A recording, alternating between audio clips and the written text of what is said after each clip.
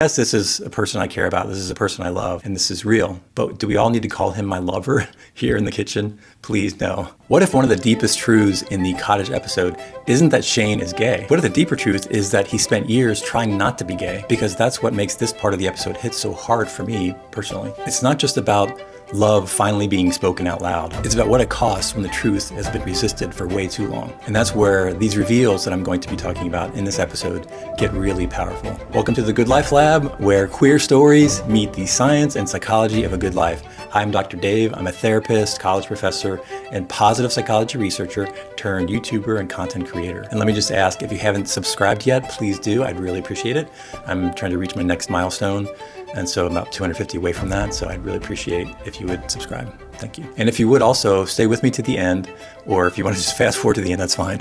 I'll be sharing a more personal side of my story and the AI enhanced memoir that I've created that I'll be releasing on Fridays. So it's called Shadow Longings, the year I tried not to be gay and the men I couldn't forget. So please stay tuned to the end if you would. Today we're looking at 3 more reveals in the Cottage episode. I've been counting down from 33 reveals that I found. Maybe you found more. I've just been having some fun looking at the episode again, analyzing some of the relationship dynamics that are happening, bringing in some psychology to it all. Okay, today we're counting down from number 6 to number 4. So 6, 5, and 4. So the first clue revealed in this part of the episode, I've called Shane doesn't like the word lover. So this makes me laugh because it feels so real in many ways. For somebody like me and others who've come out and they're just adjusting to the language of being gay and having a partner and having a boyfriend and having a lover. So this is kind of a real life, dynamic that I think happens sometimes. So Shane is coming out to his parents. You know the scene in the hallway of their house, and Ilya they're trying to explain the dynamic between the two of them, and Ilya blurts out, "We're lovers," and Shane says, "That's not good. That's gross," basically. So he's not real comfortable with that language yet. And honestly, fair enough, right? Because sometimes it's not that you're ashamed of the relationship. It's because that some words just feel too intimate, too exposed, especially in front of your parents. Like Shane saying, yes, this is a person I care about. This is a person I love, and this is real. But do we all need to call him my lover here in the kitchen? Please, no. That's what makes this scene funny, but also revealing. Because underneath the humor, I think Shane is still adjusting to being seen more fully, especially by family, and especially by language that makes him feel even more exposed. Shane can admit the truth. He can admit he loves Ilya, his rival, but some language still feels awkward. And that feels very human to me. Yes, it's funny, but it's also a clue. Even when we've accepted something in our hearts, there can still be parts of us catching up to it in public. Okay, Cottage Clue Reveal number 5. I'm calling it, they've only loved one other person in their lifetime, each other. So you know the scene at the kitchen table, and they're talking to the parents, and they admit that they only have loved one person in their lifetime, and that's each other. And that's a reveal to them perhaps, but also to the parents, and the mother especially is like, she's in awe of what's unfolding here.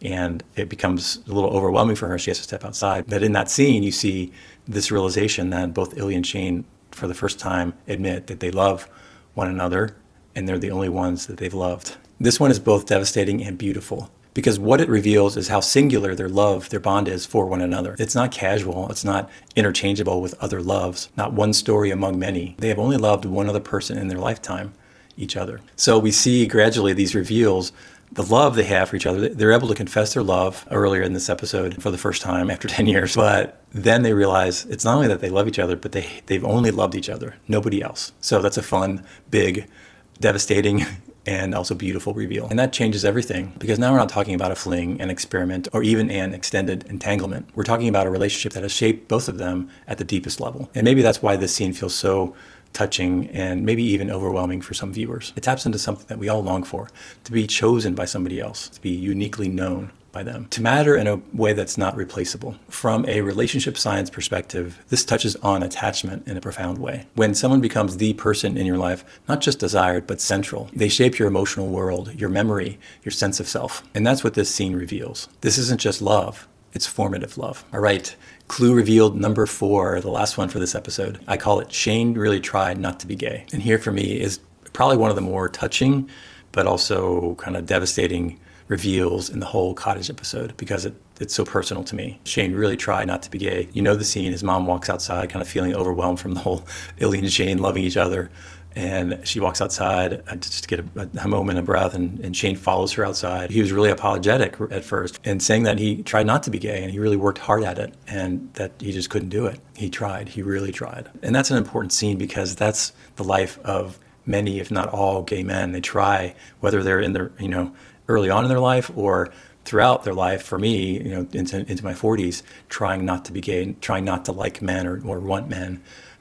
For whatever reason. And this is important because for many men, especially men shaped by sports culture, masculinity, religion, family expectations, or internalized shame, the issue isn't simply that they haven't come out yet. The issue is that they've tried really hard for a long time to be someone else. And that takes a toll. This scene reveals that the struggle wasn't casual for Shane. It was earnest, it was painful, it was exhausting. And it helps us understand why this relationship is so emotionally charged. Because love didn't arrive in a vacuum. It arrived in the middle of years of resistance. And psychologically, that really matters. Because the longer a person has fought themselves, the more vulnerable they feel when the truth finally breaks through. Not just because it changes their future, but because it forces them to grieve the effort, to acknowledge the pain that's been there for that period of time of trying to not be gay, of not being themselves for so long, the lost possibilities, the lost opportunities. That's a very real and deep grief for us who have been through that. So here's a little bit of a psychological reflection on this episode as a whole. So taken together, these three reveals show us something profound. Truth doesn't always arrive in a straight line. Sometimes the feeling is there before the language. The attachment is there before the acceptance. The love is there while also the resistance is still alive. And that's what makes this part of the Cottage episode so psychologically rich. It shows us how identity can be real before it feels safe, how love can be undeniable before it feels nameable, and how the cost of resisting ourselves can linger even after the truth becomes clear. This is one place where positive psychology and therapy both matter, because flourishing isn't just about finding joy. It's also about reducing the inner friction that keeps us split off from ourselves. And one of the deepest forms of suffering